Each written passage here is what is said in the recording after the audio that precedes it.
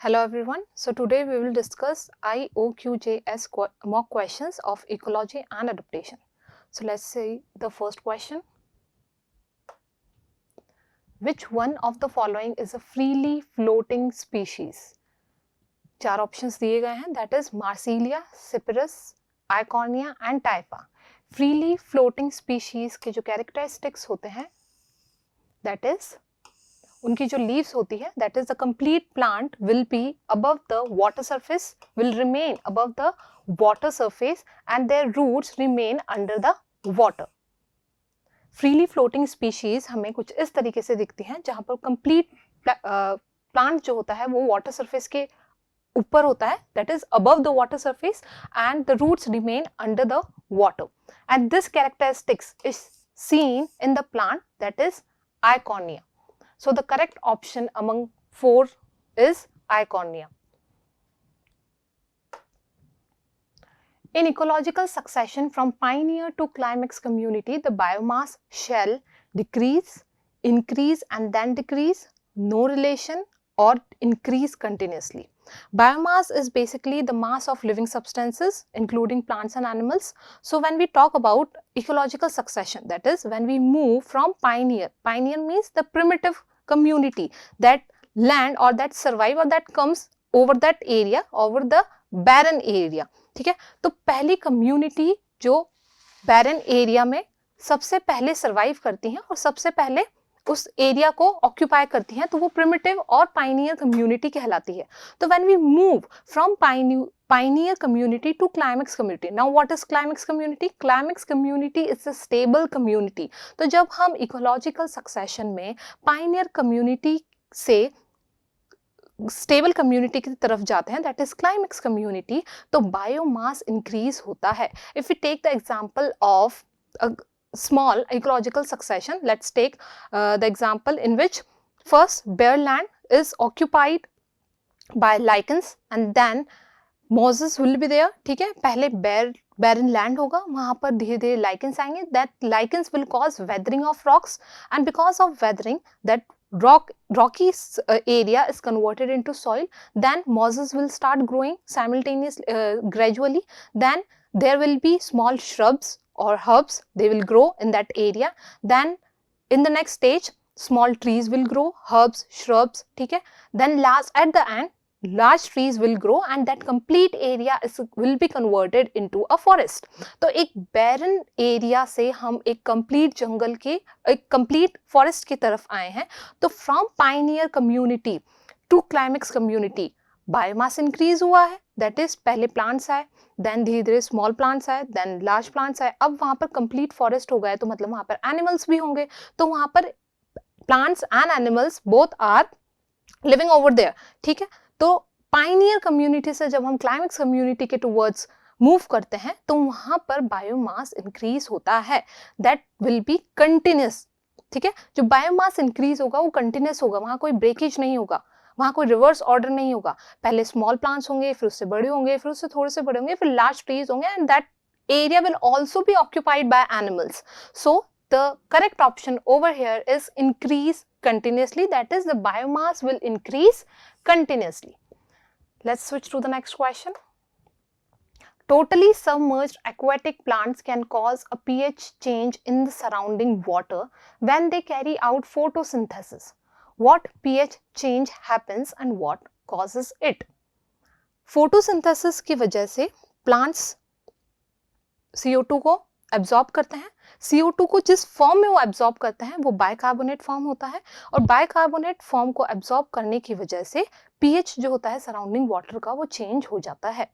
Bicarbonate form जब वो uptake करते हैं, that is if we read the questions again, let's see, move और totally submerged aquatic plants can cause a pH change in the surrounding water when they carry out photosynthesis. जब aquatic plants photosynthesis करते हैं तो CO2 का Uptake करते हैं, but क्योंकि वो वाटर के अंदर हैं, वो एक्वाटिक प्लांट्स हैं, तो वो डिसॉल्व्ड CO2 को अपटेक करते हैं, दैट इज बाइकार्बोनेट फॉर्म में. प्लांट्स बाइकार्बोनेट फॉर्म में CO2 का अपटेक करते हैं for photosynthesis and because of that surrounding water का जो pH होता है वो चेंज हो जाता है.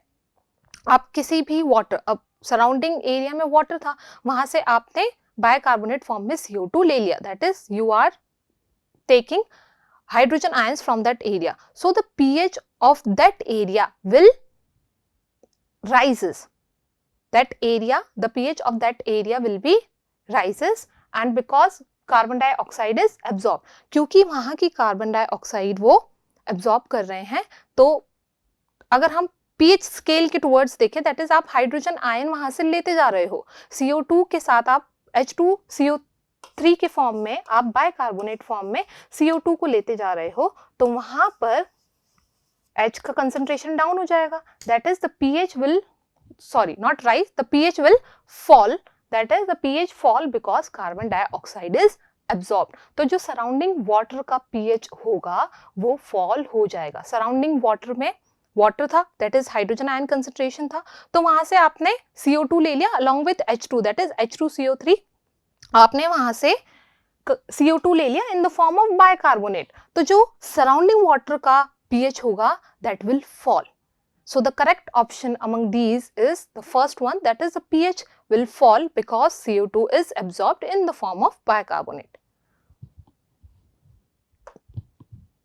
The removal of pollutants or toxic waste from the environment with the help of living organisms is best described as defenestration, bioremediation, detoxification or disease control. Defenestration is the removal of living organism basically, and bioremediation is, bio means living, bio means living, remediation, that is remedy, use of remedy, that is you are using living organism as a remedy in order to remove something that contaminated, pollutant or toxic substances. ठीक है, आप कुछ living organism, that is microbes, you can से microbes, आप किसी living organism का use कर रहे हो एज ए रेमेडी. क्यों? क्योंकि आपको कोई पोल्यूटेंट हटाना है, आपको किसी टॉक्सिक सब्सटेंसेस को वहां से रिमूव करना है, उसके लिए आप माइक्रो ऑर्गेनिजम्स और लिविंग ऑर्गेनिजम्स को यूज कर रहे हो, तो उसी में उस प्रोसेस को हम बायोरेमेडिएशन कहते हैं. अगर हम क्वेश्चन के अकॉर्डिंग देखें तो the removal of pollutant, that is the removal of pollutant और toxic waste from the environment with the help of living organism. Living organism की मदद से is best described as bioremediation because living over here is bio. Bio stands for living. यहाँ पर हम living organisms का use कर रहे हैं for removal of toxic substances. अगर हम और options देखें, that is the detoxification. Detoxification, that is you are removing toxic substances with the help of some drugs, you can say, or some enzymes or some chemicals. So this process is not correct according to the question. Disease control, in that we use chemicals basically in order to control the disease. And in defenestration you are removing the living substances. आप living substance से remove कर रहे हो, but question ये नहीं कह रहा है, क्वेश्चन बोल रहा है आप लिविंग सब्सटेंसेस यूज कर रहे हो to remove the toxic substances. So the correct option over here is B, that is bioremediation. Let's see the next question. Sea anemones contain a venom that is used to sting and paralyze prey. The clownfish contains an enzyme in its scales that makes it immune to the venom. This allows the clownfish to freely live amongst the fronds of the sea anemone without being harmed, protected from their natural predators. What type of relationship is this an example of? यहाँ पर question कह रहा है sea anemone is coelenterate which lives in an aquatic conditions or aquatic environment, and in that clownfish is present, or you can say sea anemone and clownfish, they both live in an association. sea anemones में tentacles होते हैं और उस tentacles से वो कुछ venom release करते हैं. उन टेंटिकल्स में कुछ विनोम होता है जिसकी वजह से और अदर एक्वाटिक एनिमल्स स्मॉल और larger they won't come closer to that sea anemone. Sea anemone के आसपास कोई बड़ा एनिमल और बड़ा एक्वाटिक एनिमल ना आ पाए, इसलिए सी एनेमोन्स अपने टेंटिकल से एक विनोम रिलीज करते हैं.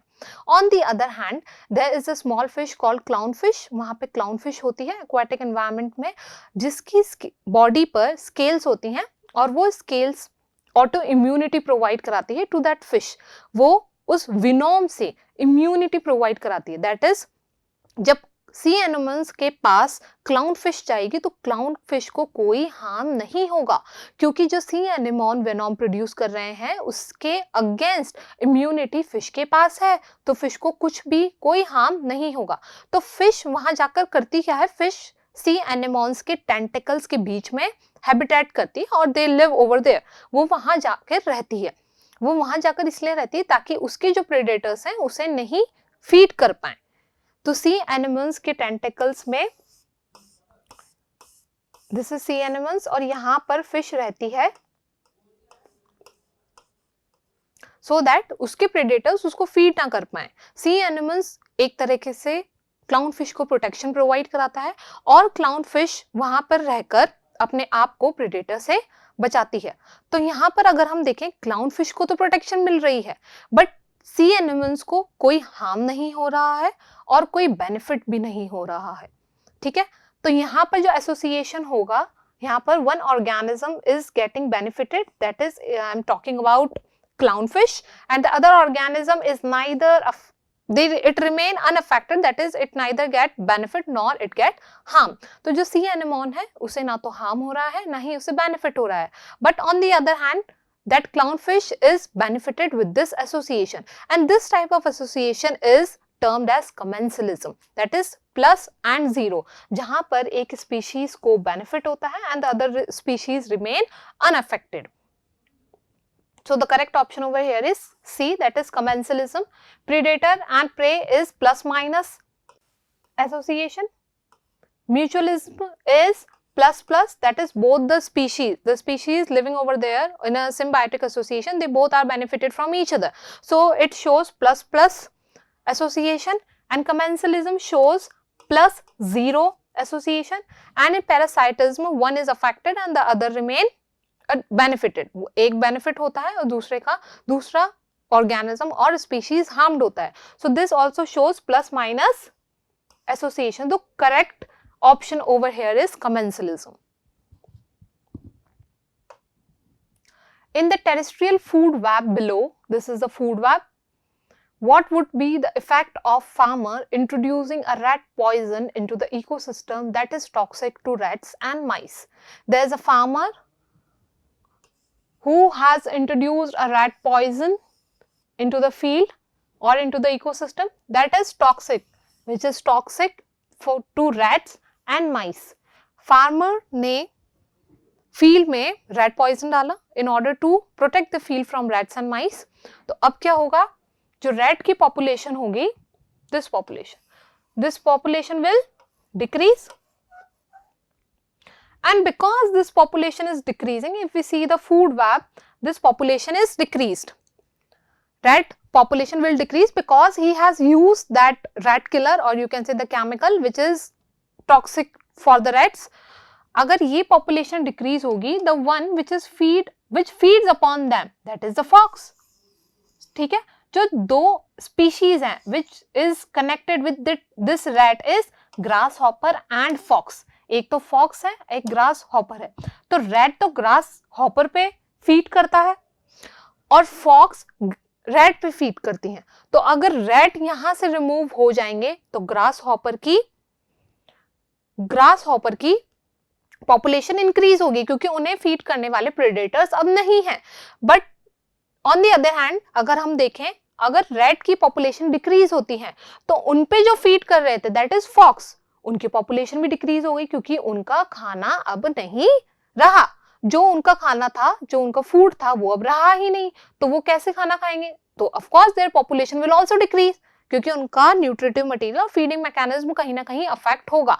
अगर रैट और माइस की पॉपुलेशन डिक्रीज हो रही है तो ग्रास हॉपर की पॉपुलेशन इंक्रीज होगी. दो ही कंडीशन हो सकती है, either population of grass hopper will increase and the other one the population of fox will decrease because there is no food for foxes. Fox feeds upon rat, and if rat is removed from the ecosystem, ये food web है, everyone is interlinked with each and other. So अगर हम एक भी species को वहां से remove करते हैं तो दो species affect होंगी. grasshopper की पॉपुलेशन इंक्रीज होगी क्योंकि उन पे फीड करने वाले ऑर्गेनिजम्स अब नहीं है, और फॉक्स की पॉपुलेशन डिक्रीज होगी क्योंकि जो फूड उनके लिए था अब वो इकोसिस्टम में नहीं रहा. तो अगर हम ऑप्शंस देखें, the population of foxes would decrease. No, the population of fox will increase. Now see the next option, the population of grasshopper would decrease. No, it will increase. तो ये ऑप्शन भी गलत है. The population of hawks would increase. No, hawks is not related over here. ठीक है. The population of rabbit would decrease. Rabbit की population will decrease. Rabbit भी नहीं है यहाँ पर.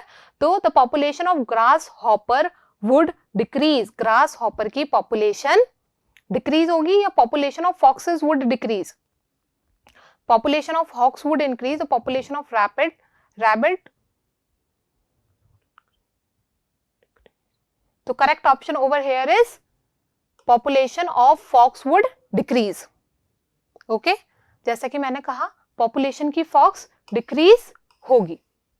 क्यों होगी? क्योंकि वहां पर जो फीडिंग मैकेनिज्म है, उनका जो फूड था वो ही डिक्रीज हो गया है, तो of course their population will be affected, क्योंकि वहां पर उनके लिए खाना नहीं है, तो फॉक्स की पॉपुलेशन भी यहाँ पर डिक्रीज होगी. ग्रास हॉपर का वहां पे एक ऑप्शन था, बट ग्रास हॉपर की पॉपुलेशन इंक्रीज हो रही थी, डिक्रीज नहीं हो रही थी, तो यहाँ पर population of fox would decrease. Which of the following statements is true about matter and energy in biological system? In statements में से कौन सी statement correct है और true है regarding energy in biological system? Matter is not recycled, energy is recycled. Matter is recycled, energy is not recycled. Both matter and energy are recycled. Neither matter nor energy are recycled. If we talk about energy, we know that energy can neither be created nor destroyed. So energy can transform its form, or it can transfer from one form to another, but it neither created nor destroyed. If something is not destroyed, तो recycle कैसे होगा? जब कोई चीज destroy ही नहीं हो रही है तो वो recycle कैसे होगी? ठीक है, तो यहाँ पर energy is not recycled, तो inappropriate or incorrect option, that is energy won't recycle. Now let's switch to the other phrase, that is the matter will recycle or not. जब हम biomagnification में देखते हैं, that is or you can say the ecological succession, जब हम ecological succession में देखते हैं और food web, food chain में जब हम देखते हैं, तो एक organism दूसरे ऑर्गेनिज्म को फीड करता है, then it will feed on some other organism, everyone is interlinked with each other. तो जब स्मॉल ऑर्गेनिज्म पे लार्ज ऑर्गेनिज्म फीड कर रहे हैं, अब उन ऑर्गेनिज्म पे बर्ड्स फीड कर रही हैं, तो मैटर कहीं ना कहीं ट्रांसफर हो रहा है. ठीक है, यहाँ का जो मैटर था, दैट इज स्मॉल एनिमल्स का जो मैटर था वो लार्ज एनिमल्स ने फीड किया. अब उस लार्ज एनिमल्स का जो मैटर था वो बर्ड्स ने फीड किया. अब when birds die they will decompose with the help of micro organisms. तो उनका मैटर कौन यूज कर रहा है? माइक्रो ऑर्गेनिजम्स यूज कर रहे हैं. वो मैटर फिर वो सॉइल में ट्रांसफर करेंगे, then plants will take that matter, that is the nutrients. I'm talking about nutrients. Now that nutrients will again taken up by the consumers, or the primary or the tertiary consumers. Now that consumers then again will be decomposed with the help of this complete cycle will goes and goes. It keeps on moving, or it keeps on continuously, it will move or it will run. So matter is basically not destroyed. Matter is transferring from one trophic level to another trophic level. जब matter एक trophic level से दूसरे trophic level में transfer हो रहा है, तो matter यहाँ पर क्या हो रहा है? रिसाइकिल्ड हो रहा है. जब एक ऑर्गेनिज्म डाई हुआ तो उसे दूसरा, मतलब एक ऑर्गेनिज्म ने जब उस पर फीड किया तो वो डाई हो गया, बट उसका मैटर तो आगे गया. ठीक है, न्यू ट्रॉपिक लेवल में गया, हाई ट्रॉपिक लेवल में गया, तो मैटर रिसाइकिल हो रहा है, बट एनर्जी रिसाइकिल नहीं होती है, एनर्जी डिस्ट्रॉय नहीं होती है, तो रिसाइकिल कैसे होगी? So the correct option over here is matter is recycled but the energy is not recycled. Option B is correct. Which type of population growth is exhibited by the Daphnia population shown in the graph? This graph is given over here, which shows the population of Daphnia plant. So we have to basically identify which type of graph is this or which type of growth is this. If we see that on increasing day, as the days will increase, number of days will increase, the growth, number of Daphnia, the growth of Daphnia plant is increasing. First it remains 15 number, then it goes up to on 4th day, then above 50, then 100, then 150, then 200 and so on. तो वहाँ पर Daphnia की population increase होती जा रही है on each and every increasing day. जैसे जैसे days increase हो रहे हैं, Daphnia की population भी increase हो रही है. So this type of curve is basically known as exponential curve. On the other hand, arithmetic curve is basically sigmoid curve, which is this curve is not basically the sigmoid curve. Density dependent curve or growth is fluctuate, that is the density fluctuate each and every day. So this graph is not the density gradient growth, does not shows density dependent growth and the limited growth. When we talk about limited growth, the graph will remain straight, it will remain in the straight line, and in arithmetic growth it is like sigmoid curve. In exponential growth, the growth or the graph is like J shape. So this graph shows the J shape growth or the J shape. So this graph is basically shows the exponential type of growth. So the correct option over here is B. When we discuss levels of biodiversity in an ecosystem, we are referring to, जब हम biodiversity की levels की बात करते हैं तो basically हम किसकी बात कर रहे हैं? So the options are the number of animals and plants in the ecosystem. Yes, this is somewhere और the other true. How endangered the plants and animals in the ecosystem are? Not endangered. When we talk about endangered and extinct, or this does not occur in the case of biodiversity. In biodiversity, we study the diversity of plants and animals. Plants और animals की कितनी diversity कहाँ कहाँ पर present है, हम ये चीज देखते हैं, उनके लेवल्स क्या हैं. तो हम एंडेंजर्ड नहीं देखते हैं, उसमें हम एंडेंजर्ड स्पीशीज, एक्सटिंक्ट और ये सब स्पीशीज हम कंसिडर नहीं करते हैं. ये सारे कंसेप्ट्स और क्राइटेरिया हम कंसिडर नहीं करते हैं. The number of species recorded in the ecosystem, उस इकोसिस्टम में कितनी नंबर ऑफ स्पीशीज हैं, उसी के बेसिस पे हम डिसाइड करते हैं that is the biodiversity level क्या है. अगर एक ही एरिया में एक ही टाइप की स्पीशीज है, अगर उस एरिया में बहुत सारी स्पीशीज हैं बट क्या वो सेम स्पीशीज है या डिफरेंट स्पीशीज है, क्या वहाँ पर काउज हैं या उसमें बफेलोज भी हैं, तो जब तक हम उस एरिया की स्पीशीज को रिकॉर्ड नहीं करेंगे हमें नहीं पता पड़ेगा कि वहाँ पर बायोडाइवर्सिटी का लेवल क्या है. हमें पता है ठीक है यहाँ पे लार्ज नंबर ऑफ काउज हैं, हमें ये नहीं पता उस काउस के अंदर बफेलोज हैं या नहीं. तो जब तक हम उस डेटा को रिकॉर्ड नहीं करेंगे we won't be able to recognise the level of biodiversity कि वहाँ पर बायोडाइवर्सिटी क्या है, वहाँ पे प्लांट्स कैसे हैं, कितने टाइप के हैं, कितनी वैरायटी के हैं, वहाँ पे एनिमल्स कैसे हैं, कौन सी वैरायटी के हैं, कितने टाइप के हैं, कितने और उनका नंबर क्या है. तो जब तक हम रिकॉर्ड नहीं करेंगे डेटा तो हमें बायोडाइवर्सिटी का लेवल पता नहीं चलेगा. Fourth option is how large the ecosystem is. It does not matter the ecosystem is large or not. Aquatic ecosystem में भी बहुत अच्छी डाइवर्सिटी देखने को मिलती है, एक एक्वेरियम में भी हमें अच्छी डाइवर्सिटी देखने को मिलती है, इंक्लूडिंग प्लांट्स एंड एनिमल्स. तो जो फैक्टर होता है which is responsible for recognizing or to recognize the level of biodiversity is to record the data. आप डेटा को रिकॉर्ड कीजिए. अगर आप वहाँ के स्पीशीज रिकॉर्ड करते हैं दैट इज ये species this much in number, this species this much in number, this species the variety of this species there are 3 types of or 4 types and so on. यहाँ पर इस species की इतनी variety हमें देखने को मिली, then we can recognize the level of biodiversity. So the correct option over here is the number of species recorded in the ecosystem. Plants have adapted to a diversity of environments including arid environment such as deserts. Which of the following trait is not an adaptation of plants to dry environments? Plants have adapted to a diversity of environment including arid environments such as desert. Yes, xerophytic plants have adapted themselves in order to cope up with the arid environment. So what are the features? If we see which of the following trait is not an adaptation of plants to dry environment, इसमें से जो जितनी भी the features over here given given features, इसमें से कौन से features ऐसे हैं जो ड्राई हैबिटेट के अकॉर्डिंग एडेप्टेशन शो नहीं करते हैं?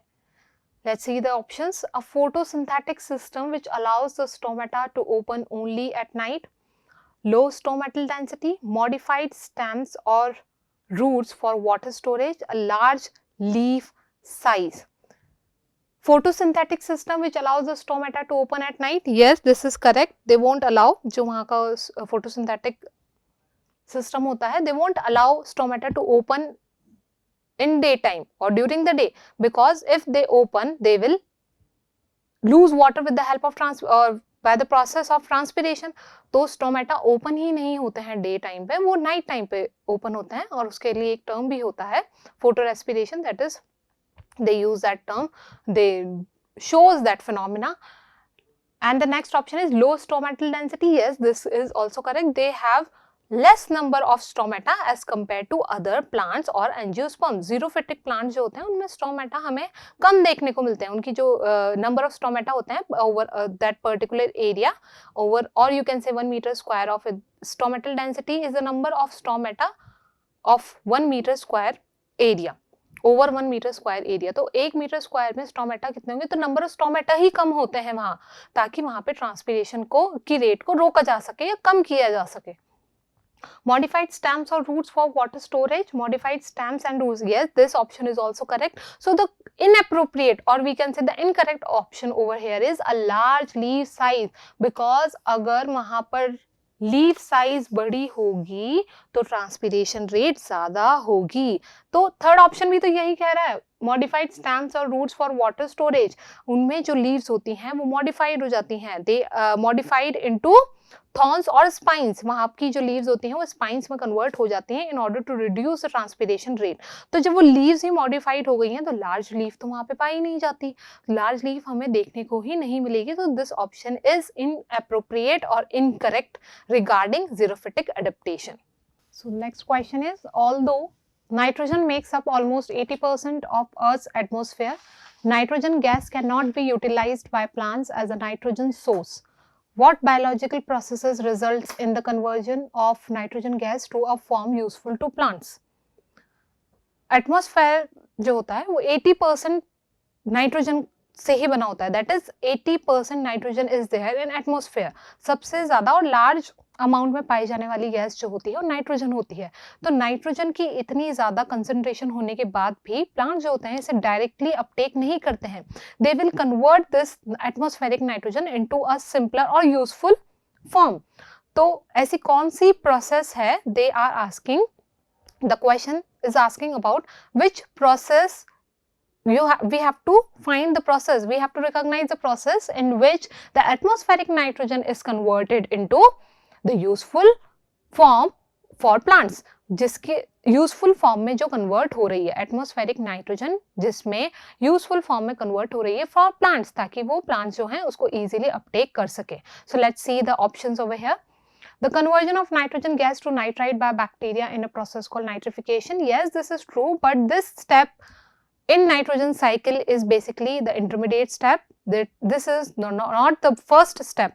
यहाँ पर atmospheric nitrogen convert नहीं हो रही है, यहाँ पर nitrogen nitrate convert फॉर्म हो रहा है, so useful फॉर्म नहीं है, अभी ये intermediate फॉर्म है, that is the intermediate step है. नाइट्रोजन साइकिल में ये intermediate step होती है, फर्स्ट स्टेप नहीं होती है. That is the conversion of ammonia. Next is the conversion of ammonium to nitrate by bacteria in a process called nitrification. Yes, again this nitrification is the intermediate step. Let's see the next. The conversion of nitrogen gas to ammonia by bacteria in a process called nitrogen fixation. Nitrogen fixation is the first step in which atmospheric nitrogen is converted into ammonia by the help of bacteria. Bacteria की मदद से atmospheric nitrogen होती है, useful form में convert होती है, that is ammonia. और इस प्रोसेस को हम नाइट्रोजन फिक्सेशन कहते हैं. तो जब तक फर्स्ट स्टेप नहीं होगी, क्या ये वाली स्टेप होगी? नहीं, जब तक फर्स्ट स्टेप ही नहीं होगी in nitrogen cycle, then intermediate step won't occur और इट वोंट टेक प्लेस. तो फर्स्ट स्टेप होना is essential, it is purposeful. So first step होना, that is nitrogen fixation is the first step. So this is the useful we can say this is the useful form, और ये step जो होती है यहाँ पर useful product बनता है जिसकी वजह से प्लांट जो होते हैं एटमॉस्फेरिक नाइट्रोजन को अपटेक कर पाते हैं। तो नाइट्रोजन फिक्सेशन फर्स्ट स्टेप होगा जहां पर एटमॉस्फेरिक नाइट्रोजन अमोनिया में कन्वर्ट होती है with the help of bacteria. फिर वो अमोनिया, कुछ अमोनिया तो वो डायरेक्टली अपटेक कर देते हैं और कुछ अमोनिया को वो नाइट्रेट और नाइट्राइट फॉर्म में कन्वर्ट करते हैं, and then the plant will take that uptake that nitrites. The conversion of nitrogen gas to ammonia by bacterium is known as ammonification. This is not correct. So basically the correct option over here is C, क्योंकि जब तक atmospheric nitrogen ammonia में convert नहीं होगी, then ammonia won't be able to convert it into nitrite. तो जब तक पहले फर्स्ट स्टेप होना जरूरी है, then the intermediate step will occur, और फिर उसके बाद जो फाइनल प्रोडक्ट बनेगा वो प्लांट्स अपटेक करेंगे, उसी को ही प्लांट्स अपटेक करते हैं। तो फर्स्ट प्रोसेस होना जरूरी है, दैट इज नाइट्रोजन फिक्सेशन। वही यूजफुल स्टेप होता है और वही यूजफुल प्रोसेस होता है। वही नहीं होगा तो आगे पूरी साइकिल कंटिन्यू नहीं होगी। In large aquatic systems such as the Great Lakes of North America, environmental contaminants like DDT would be most concentrated in which animal? Herring gull eggs, zooplankton, perch, zebra mussels. Contaminants like DDT. DDT is basically pesticides. तो जो options हैं over here, तो we know that biomagnification. In biomagnification, toxic substances, concentration of toxic substances will increase at each and every level. तो जब environment में toxic substances होगी, उसे जब स्मॉल एनिमल्स फीड करेंगे तो वहां पे कंसंट्रेशन इंक्रीज होगा। फिर जब उन स्मॉल एनिमल्स को लार्ज एनिमल्स इंक्रीज करेंगे तो वहां पर कंसंट्रेशन जो होगा टॉक्सिक सब्सटेंसेस का वो इंक्रीज होता जाएगा। So the first organisms or species in the environment, in aquatic environment, will be zooplanktons, which will take or uptake the DDT, and then zooplankton will be feeds upon by zebra mussels. These are mollusks. These are mollusca. So when zooplankton is feed upon by mollusca, the concentration of DDT will increase according to biomagnification. Now these zebra mussels or mollusca will feed upon by perch, that is a medium sized fish. Zooplankton को पहले zebra mussels feed करेंगे, zebra mussels को then small size और medium size fishes feed करेंगे। तो DDT का concentration increase हो रहा है। Biomagnification यही बोलता है कि DDT, the concentration of toxic substances will increase at each and every level. तो यहाँ पर then small fish will be feed upon by the bird. Herring gull eggs is the eggs of the bird. Herring gull is the bird. This is the bird. तो पहले zooplankton को zebra mussels feed करेंगे, zebra mussels को medium size fish feed करेंगी और फिर fishes को bird feed करेंगे, और एट द एंड उन बर्ड्स के जो एग्स होंगे उसमें हमें हाई अमाउंट ऑफ डीडीटी देखने को मिलेगा because of biomagnification. So the correct option over here is a, herring gull eggs. Next question, a lake was found to harbor alarming levels of a pesticide, that is DOT, disodium octaborate tetrahydrate. The people most affected by accumulation of DOT in the body would be those. Same question, that is the same concept over here is biomagnification. Consumed products, एक lake है जहां पर DDT, that is pesticide है DOT, disodium octaborate tetrahydrate, वहां पर उसका application किया गया है, that is उसे अप्लाई किया गया है, वहां पे उसका कंसेंट्रेशन है. The people most affected by accumulation of DOT के accumulation की वजह से अब जो भी उस एरिया को या उस इकोसिस्टम के प्लांट्स और एनिमल्स को फीड करेंगे तो वहां पर DOT का कंसंट्रेशन हमें ज्यादा देखने को मिलेगा. बट हमें ज्यादा किस में देखने को मिलेगा? Let's see the option. Consumed products of plants growing in that lake. उस लेक में जो प्लांट्स हैं उन प्लांट्स को कंज्यूम करने से क्या हमें DOT का कंसंट्रेशन ज्यादा देखने को मिलेगा? ate fish from that lake, अगर उस लेक की जो फिशेस हैं, अगर हम उस फिशेस को फीड कर रहे हैं, या those who are feeding those fish living or found in that lake, अगर उस लेक के फिशेस को फीड किया जा रहा है, तो क्या उनमें सबसे ज्यादा डीओटी देखने को मिलेगा? 8 birds dwelling in the same area, अगर उस एरिया की बर्ड्स को आप फीड कर रहे हो, तो क्या आपको उनमें ज्यादा डीओटी देखने को मिलेगा? और the used same water for bathing, this is inappropriate, complete inappropriate. So the correct option over here is, जैसा कि हमने पहले देखा, जू प्लैंक्टन, ज़ेब्रा मसल्स, फिश. जू प्लैंक्टन्स को स्मॉल फिशेस फीड करेंगे, स्मॉल फिशेस को मीडियम साइज फिशेस फीड करेंगे, देन उस मीडियम साइज फिशेस को बर्ड्स फीड करेंगे, एंड फाइनली बर्ड्स को भी माइक्रो ऑर्गेनिजम्स, और जो भी ऑर्गेनिजम्स फीड करेंगे उनमें हमें सबसे ज्यादा डीओटी कंसंट्रेशन देखने को मिलेगा. डीओटी का कंसंट्रेशन उन्हीं ऑर्गेनिज्म में सबसे ज्यादा होगा. That is 8 birds dwelling in the same area. Last level जो होती है वो बर्ड्स होती है. अब इन बर्ड्स को जो फीड करेंगे उन्हीं में हमें डीओटी का कंसंट्रेशन ज्यादा देखने को मिलेगा. So the correct option over here is 8 birds dwelling in the same area. Let's switch to the next question. A hydrophyte showed lens-shaped leaves, narrow with the pointed ends, and broader heart-shaped leaves in the same plant. एक ही plant में दो तरीके की leaves होंगी. That is narrow with pointed ends, कुछ तो इस तरीके से होंगी और कुछ heart-shaped leaves देखने को मिलेंगी. This plant is most likely to be emergent hydrophyte, submerged hydrophyte, free floating hydrophyte and rooted hydrophyte with floating leaves.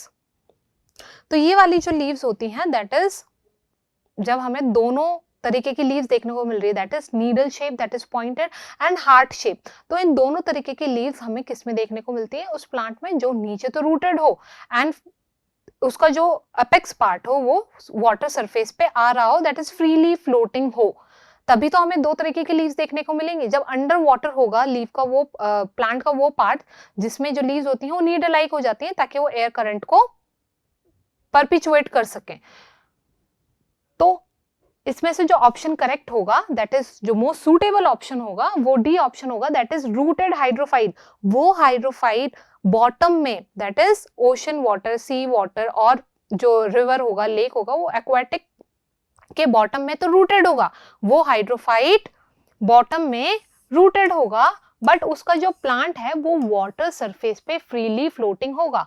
तो यहाँ पर जो लीफ होगी वो तो लेंस शेप की होगी और यहाँ पर जो लीफ होंगी वो नीडल शेप की होंगी. तो इन वाले प्लांट्स में, ऐसे हाइड्रोफाइट्स में हमें दो तरीके की लीव्स देखने को मिलेंगी.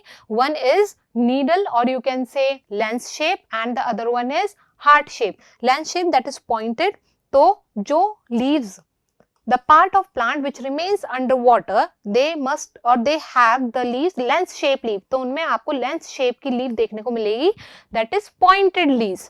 और वो पार्ट, प्लांट का वो पार्ट जो above the water surface है, that is on the water surface है, तो वहां पर आपको heart shape की leaves देखने को मिलेगी क्योंकि वो high amount of photosynthesis cause करेंगी और वो photosynthesis process जो है वो undergo करेंगी. So there will be two types of leaves in which plant? Rooted hydrophyte with floating leaves. So the correct option over here is D. Many plants growing in arid regions possess thorns so as to minimize transpiratory water loss, dissuade herbivores from feeding on them, attract pollinators by their peculiar arrangements, increase the surface area for exchange of gases. In arid regions, that is we are talking about xerophytic conditions. They are asking about or we are talking about xerophytic conditions. तो वहाँ पे जो thorns का modification होता है, जो thorns का formation होता है, basically जो thorns form होते हैं वो because of the modification of stem, ताकि जो modified stem है वो thorns में convert हो जाते हैं. ये basically जो thorns वाला part होता है वो modification of stem show करता है. तो ऐसा क्यों होता है? What is the purpose behind this? Minimise transpiratory water loss. Transpiratory water loss रोकने के लिए, ट्रांसपिरेशन बेसिकली लीफ से होता है, मोस्ट ऑफ द और मोस्टली ट्रांसपिरेशन लीफ से होता है. तो लीव्स तो नीडल लाइक हो जाती हैं, दैट इज स्पाइन्स में कन्वर्ट हो जाती हैं. तो वो लीव्स होती हैं जो स्पाइन्स में कन्वर्ट होती है, वो थॉर्न्स नहीं फॉर्म होती हैं. तो जो थॉर्न्स फॉर्म होते हैं वो बेसिकली स्टेम होते हैं. तो वो क्यों फॉर्म हुए, मॉडिफिकेशन क्यों हुआ? In order to dissuade herbivores from feeding on them. क्योंकि वहां पर जो हर्बीवोर्स होते हैं वो प्लांट्स को ही फीड करते हैं। वहां के जो हर्बीवोर्स होंगे प्लांट्स को फीड करेंगे, तो plants in order to protect themselves, plants और the stem of the plants, they are modified in और इनटू थॉर्न्स। तो उन प्लांट्स के जो थॉर्न्स स्टेम होंगे वो थॉर्न्स में कन्वर्ट हो जाएंगे ताकि उन पे कोई भी प्रेडेटर फीड ना कर पाए और हर्बीवोर्स फीड ना कर सके। तो ये वाली जो मॉडिफिकेशन होती है that is thorns shows modification of stem. वो मॉडिफिकेशन ऑफ स्टेम शो करते हैं in order to protect themselves from their predators और फ्रॉम द हर्बीवोर्स, क्योंकि वहां के जो एनिमल्स होते हैं वो कार्निवोर्स नहीं होते हैं, वो बेसिकली हर्बीवोर्स होते हैं, वो ग्रीन प्लांट्स को ही फीड करते हैं। तो ग्रीन प्लांट्स अपने आप को बचाने के लिए एक मैकेनिज्म शो करते हैं जिसमें उनकी जो स्टेम होती है वो मॉडिफाइड हो जाती है इनटू थॉर्न्स। फर्स्ट ऑप्शन नहीं होगा क्योंकि वहां पर जो लीव्स होती हैं वो स्पाइन में कन्वर्ट हो जाती हैं, और वो क्यों होती हैं? ट्रांसपिरेशन रेट को रिड्यूस करने के लिए। So the correct option over here is pollinators का तो कोई रोल नहीं है यहाँ पर, attract pollinators by the peculiar arrangement, no. वहां पर फ्लावरिंग प्लांट्स नहीं देखने को मिलते हैं। बेसिकली हमें increase the surface area for exchange of gases. अगर ऐसा ही होगा तो ट्रांसपिरेशन बहुत ज्यादा अमाउंट में होगा, और ऐसा जीरोफिटिक कंडीशन में बिल्कुल नहीं होता है। So the correct option over here is B. Spines and thorns on plants look similar and both provide protection from herbivores. This we have seen in the last question. However, not all plants with spines or thorns have descended from a recent common ancestor. Spines are modified leaves and thorns are modified stem. Spines are modified leaves, remember this, and thorns are modified stem. Which of the following statements best describes how this information provides evidence for evolution by natural selection? We have to recognize which of the following statements, 4 statements are given, which describe, we have to find the correct one, which describes the, which shows the information provides evidences for evolution by natural selection. Natural selection की वजह से, evolution में natural selection की वजह से इनमें से कौन सा एविडेंस जो है बिल्कुल सही है और कौन सी स्टेटमेंट जो है सही है जो इवोल्यूशन के करेक्ट एविडेंस प्रोवाइड करा रही है। मतलब इवोल्यूशन हुआ है तो उसके लिए मेन रीजन और करेक्ट एविडेंस क्या है, इन स्टेटमेंट्स में से करेक्ट एविडेंस क्या है। Let's see, it shows that different organism sometimes look alike. It shows that herbivores are the strongest selection force on organisms. No, they are not the strongest selection force. This is inappropriate. This statement is basically inappropriate. It shows that जो spines, जो modification हमने देखा है, that is spines और thorns का, वो क्या describe करता है? It shows that a variety of structures can be effective in protecting an organism from herbivores. It shows that environmental pressure can cause unrelated species to change in similar ways. Let's take the example of, you can say, in which the spine or leaves is converted into spine. Xerophytic condition में leaves जो होती है modified हो जाती हैं into spines in order to reduce the rate of transpiration. और कुछ plants में stem convert हो जाते हैं into thorns in order to protect themselves from herbivores. Like we can take the example of rose. So these are the modification which is shown by different species. ये modification different species show कर रहे हैं, जैसे पुंचिया, cactus, this is different. Rose, marigold, these are different species. तो एक species दूसरे species से अलग है, तो ये मॉडिफिकेशन वो किस लिए शो करना है? Because of the environmental pressure, क्योंकि टेम्परेचर जीरोफिटिक कंडीशन में टेम्परेचर पीक पे रहता है और उस टेम्परेचर की वजह से ट्रांसपिरेशन रेट इंक्रीज हो जाती है। उस ट्रांसपिरेशन रेट को डिक्रीज करने के लिए और मेंटेन रखने के लिए और रिड्यूस करने के लिए जो लीव्स होती हैं वो मॉडिफाइड हो जाती हैं इनटू स्पाइंस। और जब हम रोज की तरफ देखें, दैट इज कुछ प्लांट्स ऐसे होते हैं जिनको खुद को प्रोटेक्ट करने के लिए, जैसे हमने लास्ट क्वेश्चन में देखा था कि खुद को प्रोटेक्ट करने के लिए, मतलब हर्बीवोर से प्रोटेक्ट करने के लिए, उनमें वो जो स्टेम होते हैं वो कन्वर्ट हो जाते हैं और मॉडिफाइड हो जाते हैं इनटू थॉर्न्स। तो दोनों के रीजन है तो environmental pressure he, that is environmental cases और कॉजेस की वजह से ही उन्होंने अपने अंदर मॉडिफिकेशन किया है। दोनों स्पीशीज अलग अलग हैं, तो मतलब डिफरेंट स्पीशीज में डिफरेंट हमें मॉडिफिकेशन देखने को मिलती है because of the environmental stress की वजह से।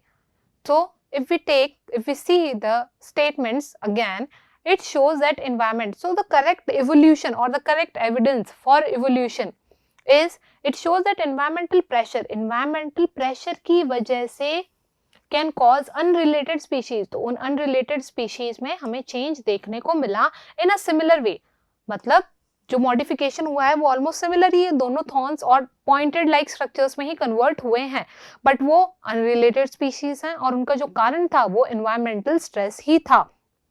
So the correct option over here is, it shows, that is the D option, it shows the environmental pressure can cause unrelated species to change in similar ways. Variety of structures can be effective in protective an organism from herbivores. Yes, this is correct, but not complete. You can say the complete explanation for evolution or for the evidence of evolution. Evolution के evidence के लिए correct और appropriate statement नहीं है. Evolution में जो evidences हैं वो कुछ इस तरीके से रहेंगे कि मतलब species, different species और unrelated species ने different modification show करे हैं because of environmental stress.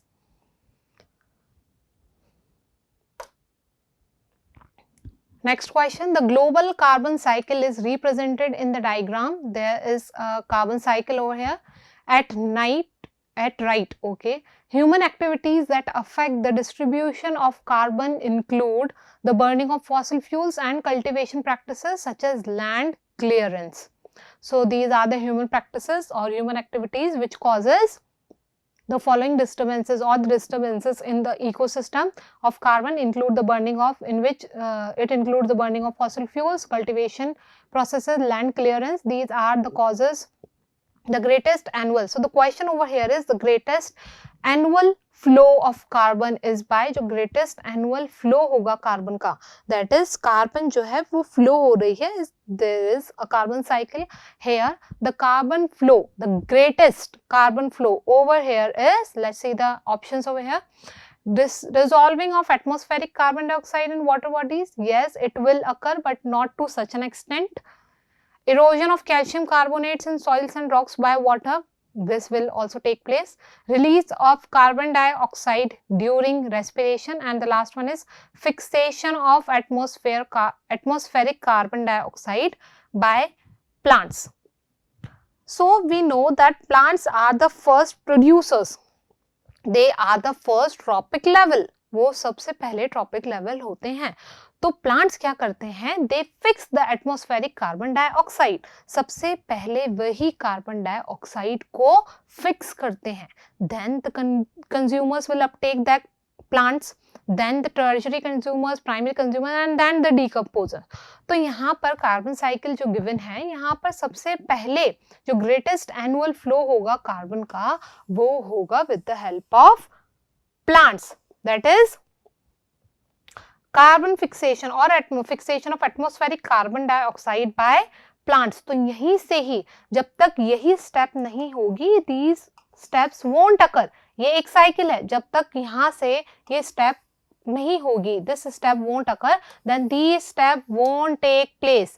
जो फर्स्ट स्टेप ही नहीं होगी तो इंटरमीडिएट स्टेप नहीं होगी. So the greatest annual flow of carbon over here is fixation of atmospheric carbon dioxide by plants. जब तक कार्बन डाइऑक्साइड प्लांट्स फिक्स नहीं करेंगे, उस कार्बन डाइऑक्साइड का जो मूवमेंट है वो आगे नहीं होगा, वो कार्बन डाइऑक्साइड आगे फ्लो नहीं करेगी. So the first step that occur in carbon cycle is atmospheric carbon dioxide will fix by with the help of plants, and that shows the greatest annual flow of carbon.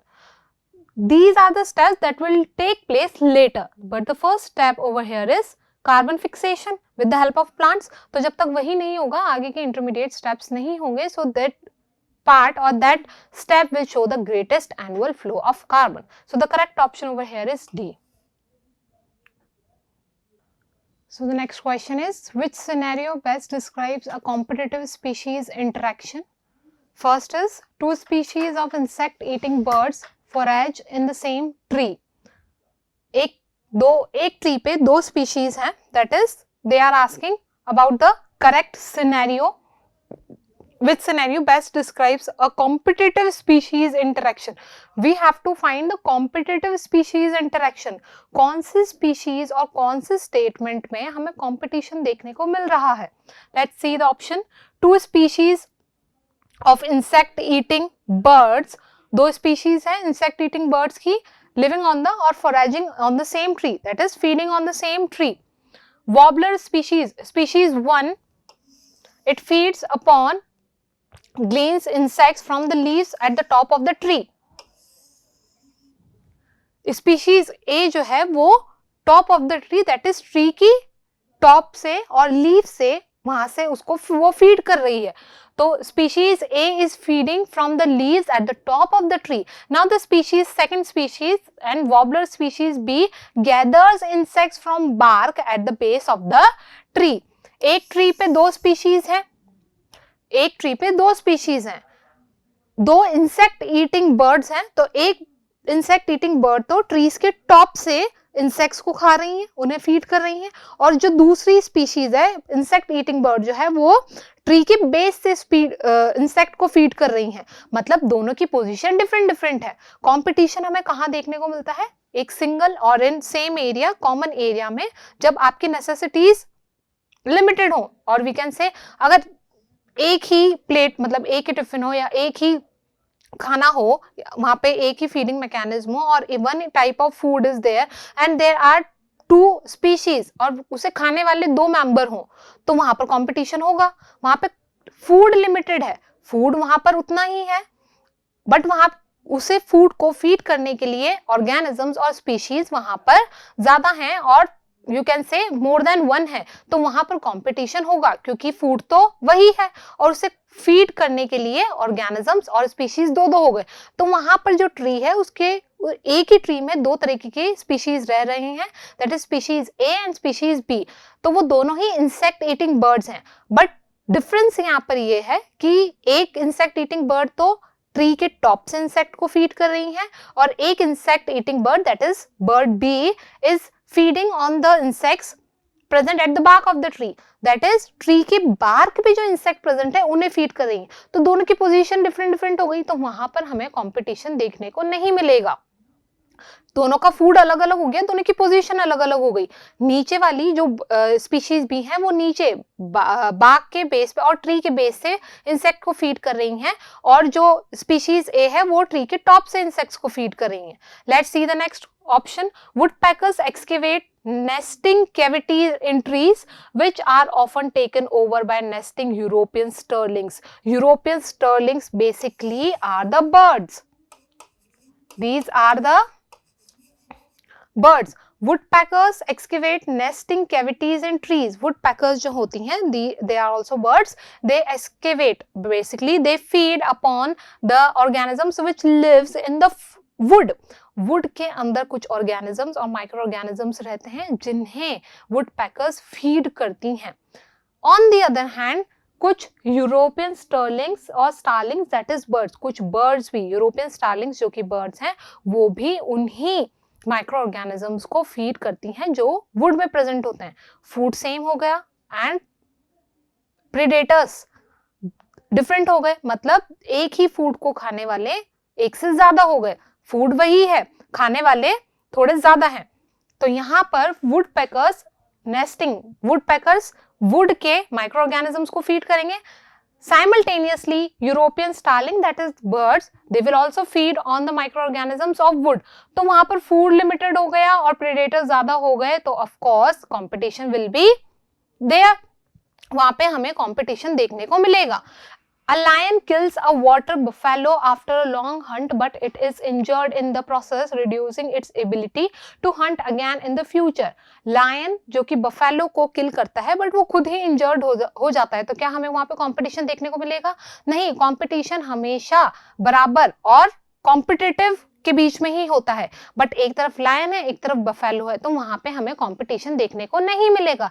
Lion भी injured हो गया है तो हमें बिल्कुल ही वहां competition देखने को नहीं मिलेगा. कंपटीशन वही होता है जहां पे फूड सेम हो और उसे खाने वाले कॉम्पिटिटिव ज्यादा हो. Last option, dunlins, that is the shore bird species spend less time foraging when peregrine falcons predator species are nearby.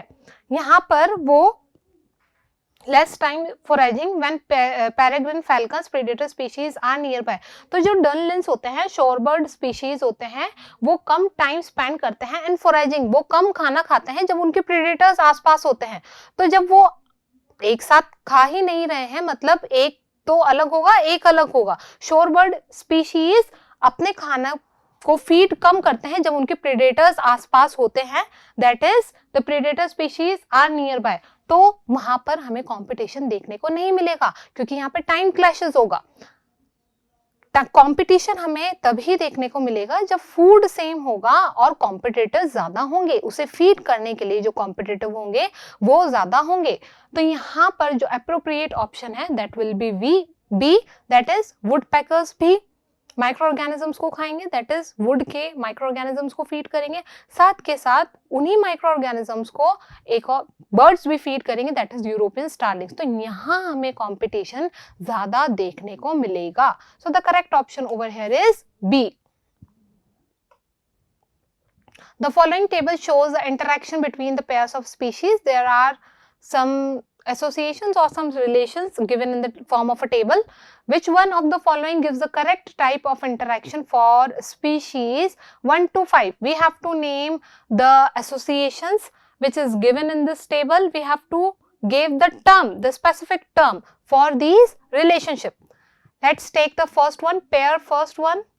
Species 1 and species 2. One is 0 and the other one is plus. That is, one is remain unaffected and the other one is benefited. This type of, you can say, association is found or is termed as commensalism. Other is negative and positive. One is benefited and the other one is harmed. This type of relationship is found in parasitism. So, commensalism and parasitism. Let's go with the order. Commensalism and parasitism. First one is commensalism. So, either C or D. Second one is parasitism. So, option is parasitism. Let's cross check the answer.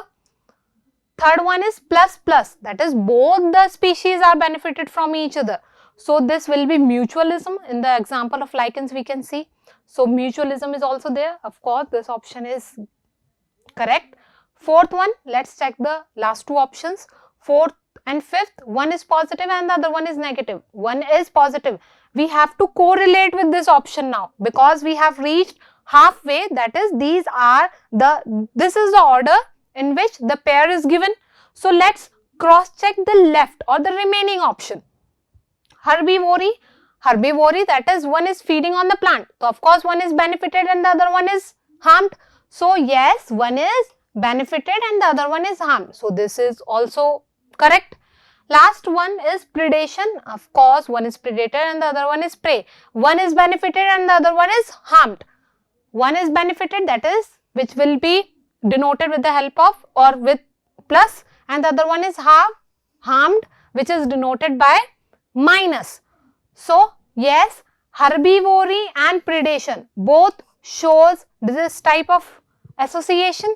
So, the correct order over here according to this table, correct order over here is C, that is commensalism, 0 and plus, then mutualism plus, then parasitism, minus and plus, then mutualism plus and plus, both the species are benefited, then herbivory and predation, one is benefited and the other one is harmed. So, the correct option over here is C because it gives the correct order of, you can say, association given in the form of a table. The relationships of certain organisms of the Arctic regions are shown in the figure below. There is relationship, we can see there is, this is a food web of certain organisms of the Arctic region, and this food web is basically of Arctic region, are shown in the given figure. Now, the question is a reduction in the intensity of light. If light intensity will reduce, who will be the first one which would be affected. अगर light intensity reduce होगी तो सबसे पहले कौन से organisms affect होंगे? Bacteria, protozoans, spiders and algae. We know that light is directly contact or it has direct relationship with plants. सबसे पहले प्लांट से ही उनका रिलेशनशिप होता है, सबसे पहले प्लांट्स ही उन्हें अपटेक करते हैं और उन्हें इनटेक करते हैं, उन रेडिएशंस को और लाइट को. तो यहाँ पर प्लांट्स तो गिवन है नहीं, ऑप्शंस में प्लांट्स नहीं गिवन है, but in plants algae are the first one because they are autotrophic in nature. वो ऑटोट्रॉफिक होते हैं नेचर में, इसलिए सबसे पहले जो ऑर्गेनिजम्स होंगे वो एल्गी होंगे, क्योंकि वो ऑटोट्रॉफिक होते हैं, वो लाइट को यूज करते हैं, लाइट एनर्जी यूज करते हैं फॉर फोटोसिंथेसिस प्रोसेस में. यहाँ पर बैक्टीरिया भी होगा, that is bacteria autotrophic heterotrophic both होते हैं, but complete if we talk about general और all over, then bacteria won't be the correct answer. Bacteria autotrophic भी होते हैं कुछ बैक्टीरिया एंड कुछ हेटेरोट्रॉफिक भी होते हैं, बट सबसे पहले जो अफेक्ट होंगे वो होंगे algae because they are autotrophic in nature. तो जैसे ही लाइट इंटेंसिटी रिड्यूस होगी तो photosynthesis process won't be able to occur, photosynthesis process नहीं होगी और it will be affected because algae are the ones which, और you can say which produces their own food, और उनके बेसिस पे और एल्गी पे then the other organism dependent on algae. So सबसे पहले the first one that would be affected because of the reduced or reduction in the intensity of light, that will be no, bacteria won't be affected because there are many both type of bacteria, heterotrophic, autotrophic. Protozoans won't be affected, algae, spiders won't be because they are heterotrophic. So the one which would be most or which would most affected by the reduction of light intensity is algae. So the correct option is D. The increase in metabolic heat production between environmental temperature 35 degrees Celsius to 45 degrees Celsius is due to increase in metabolic heat production between environmental temperature 35 degrees Celsius and 45 degrees Celsius is due to the response of body's metabolism to an increase in body temperature, an increase in the activity of sweat glands, an increase in blood flow through the skin, a sudden increase in environmental temperature. Question is asking or it is saying metabolic heat production में जब increase होता है तो वो environmental में 35 degree to 45 degree temperature की वजह से होता है. तो ऐसा क्यों हो रहा है? environmental का जो टेम्परेचर है, जो environmental टेम्परेचर है वो 35 डिग्री टू 45 डिग्री सेल्सियस है और इस टेम्परेचर की वजह से इंटरनल बॉडी हीट प्रोडक्शन हो रहा है. तो ऐसा क्यों हो रहा है? What is the reason behind that? Let's see the options. The response of the body's metabolism to an increase in body temperature. Outer environment में temperature increase होने की वजह से हमारी body उस temperature के according react कर रही है.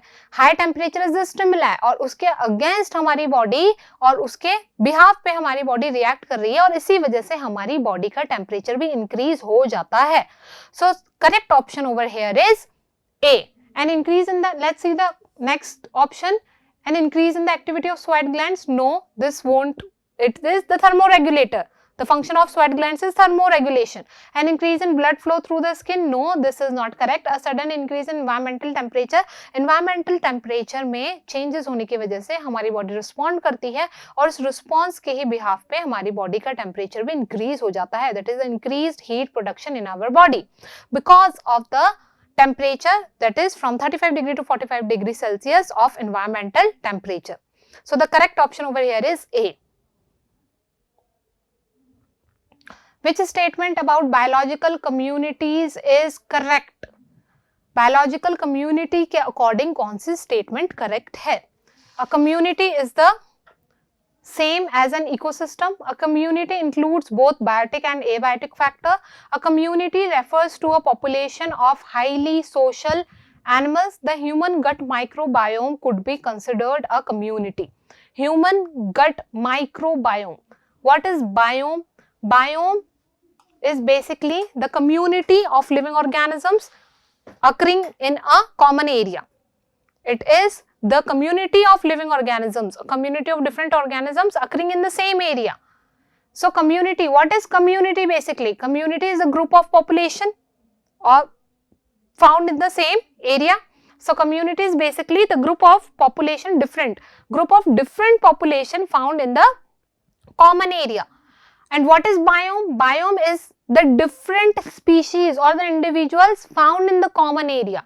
So human gut microbiome could be considered a community. अगर हम कम्युनिटी की बात करें तो कम्युनिटी की डेफिनेशन हमें ये बोलती है कि कम्युनिटी क्या होती है, it is the group of population. ये ग्रुप होता है पॉपुलेशन का of different individuals. Different individuals के ग्रुप को, डिफरेंट इंडिविजुअल्स की पॉपुलेशन को. We know the order species, we know the order of species. Let's take from here species which will form population, which will form community, which will form biome, and at the end ecosystem. So the species, different population of different species forms a community. Different group of different species or group of different population forms a community. So human gut occurring in the same area. So human gut is the common area in which microbiome is found could be considered a community. जहां पर बहुत सारे microorganisms होंगे that will form a biome. So biome is what? It is the different group of different individuals or different population or different communities in a common area, sharing a common area. So human gut common area हो गया. वहां पे पाए जाने वाले जितने microorganisms होंगे वो एक biome form करेंगे. So the correct option over here is the human gut microbiome could be considered a community. Community refers to population of highly social animals. Above three statements are not correct basically. So the most appropriate one is the last one. Dwarf mistletoes are plants that grow into the branches of hemlock trees and absorb nutrients for their growth. Dwarf mistletoes plants होते हैं जो कि grow करते हैं in the branches of hemlock trees. वो hemlock trees की branches पर grow करते हैं. दीज आर द प्लांट्स, ये वो प्लांट्स हैं जो कि हेमलॉक ट्रीज की ब्रांचेस पे ग्रो करते हैं and absorb nutrients for their growth. और उस ट्रीज में से खुद के लिए न्यूट्रिएंट्स लेते हैं. मतलब one is benefited and the other one is harmed. This penetration causes weakening of the host tissue. See over here, जिसकी वजह से होस्ट को अफेक्ट हो रहा है. मतलब होस्ट की जो होस्ट ट्री जो है वो उसकी जो टिश्यूज है, this penetration causes weakening of the host tree. Host tree जो हो रहा है वीक हो रहा है, that is the host is harmed and the other species is benefited. Plus and minus, this type of association, what type of species interaction is this? This is basically parasitism, predation, competition or mutualism. Mutualism is plus plus, competition is basically both two types of species and the common food. No, this is not correct. This is not appropriate according to this question. Predation is first is plus and the other one is minus. The other one will completely die. वो तो पूरा ही मर जाएगा और it will damage or destroyed. But in parasitism, one will be benefited and the other one will be affected. वो affect होगा but वो damage नहीं होगा, complete destruction नहीं होगा. तो tree तो वहां पर है but वो weak हो गया है और जो other species है वो उससे benefit लेता जा रहा है. So correct association over here is parasitism. That is, one is benefited and the other one is harmed. Predation में भी प्लस माइनस वाला ही एसोसिएशन होता है, हमें देखने को मिलता है. बट प्रेडेशन में जो दूसरी स्पीशीज होती है वो कंप्लीट डैमेज हो जाता है, डिस्ट्रक्शन हो जाता है, it will die. But in parasitism the other species won't die, it will be harmed but to such an extent, to a limited extent. Okay, तो यहाँ पर ट्री जो है वो अफेक्ट हो रहा है बट वो डैमेज नहीं हो रहा है completely. So the correct option is parasitism. Let's see the next question, that is the subjective one. The following diagram shows the cycle of nitrogen compounds in an ecosystem. The processes A to G represent conversion of one form of nitrogen into another. So basically this is the nitrogen cycle. There is processes or the steps mentioned over here. We have to recognize the steps A, B, C, D. These are the processes. We have to give them a term. Name the processes. The question arises over here is name the processes A to G in the nitrogen cycle. Since it's a subjective question, so there won't be options. So we have to recognize or we have to give the term from A to G. So basically, if we see in this cycle, atmospheric nitrogen in air is fixes in the form of nitrogen compounds in plants and animals, which will be converted or which will convert them into ammonia. Now this ammonia is converted into nitrate and finally that nitrate is converted into nitrite. Now this conversion from ammonia to nitrate will occur or will take place with the help of nitrifying bacteria, that is Nitrosomonas. Now this nitrate is converted into nitrite with the help of Nitrobacter. Now this Nitrobacter is again goes into or it returns back into the atmosphere in the form of atmospheric nitrogen or nitrogen gas. So if we see, the cycle is starting or it is initiated or it is initiating from this region. Atmospheric nitrogen is converted into ammonia. So basically B is nitrogen fixation. We can say B is nitrogen fixation. Now this ammonia is converted into nitrate and this nitrate is converted into nitrite. So F and G is basically nitrification. They both combinedly form or they combinedly, what is the process? G and F combinedly they are nitrifying. That is the term given to them will be nitrification.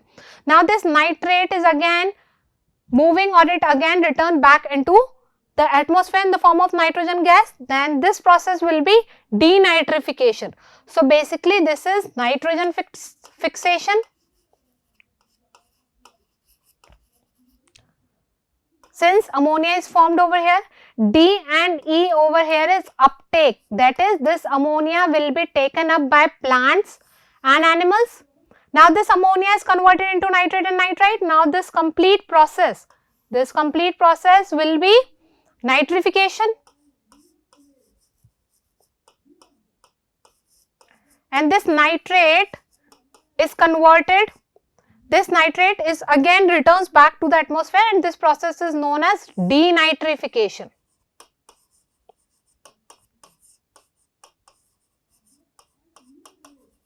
And this C is again uptake, that is nitrate is uptaken by plants and animals. So A is denitrification, B is nitrogen fixation, then D and E is uptake, G and F is nitrification and again A is denitrification. Next question, bacteria are involved in many processes. There are bacteria because bacteria are the only microorganisms which are responsible for fixing nitrogen in the atmosphere. So the microorganism which involves in this process is basically bacteria. So there are number of bacteria involved in this process from A to G in the nitrogen cycle. In which of the processes bacteria does not participate? अब इस process में कौन से ऐसे steps हैं? Which are those steps in which bacteria is not participating? That is, nitrogen is not fixed. Either it can be ammonia or nitrate. ना तो कौन सी step में बैक्टीरिया इन्वॉल्व नहीं है, दैट इज जहां पर नाइट्रोजन का फिक्सेशन नहीं हो रहा है, ना तो वो अमोनिया में कन्वर्ट हो रहा है, ना वो नाइट्रेट और नाइट्राइट में कन्वर्ट हो रहा है, जहां पर बैक्टीरिया का इन्वॉल्वमेंट नहीं है.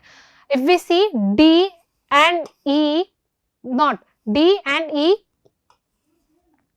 in this step, bacteria is not involved because plants are uptaking the nitrate and ammonia as it is. वो अमोनिया को और नाइट्रेट को अपटेक कर रहे हैं जहां पर बैक्टीरिया का इन्वॉल्वमेंट नहीं है. तो correct answer over here is B and D as well as E also. Which of the processes may include, which of the not E won't take place.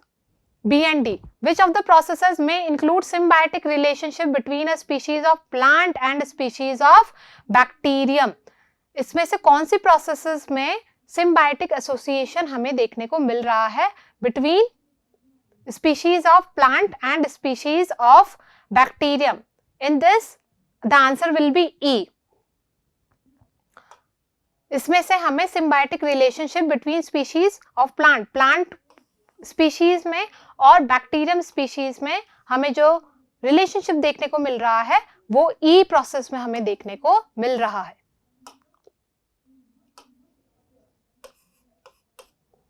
Which of the processes do farmers want to inhibit in agricultural land?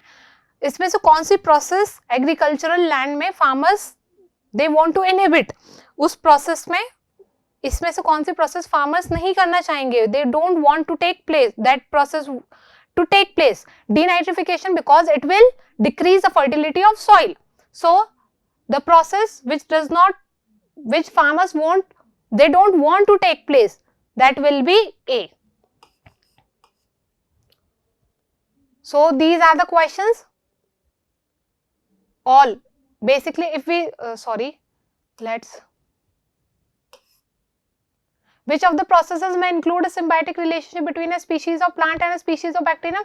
Basically, all the processes shows the symbiotic association. Plants और bacteria के बीच में symbiotic association हमें देखने को मिल रहा है in the complete cycle. So we say that from A to G, we are able to see from A to G, we are able to see the symbiotic association between plants and bacterium. So just check this. पूरी process में हमें symbiotic association ही देखने को मिलेगा between plants and animals. So these are the mock questions of IOQJS from chapter Ecology and Adaptation. Thank you.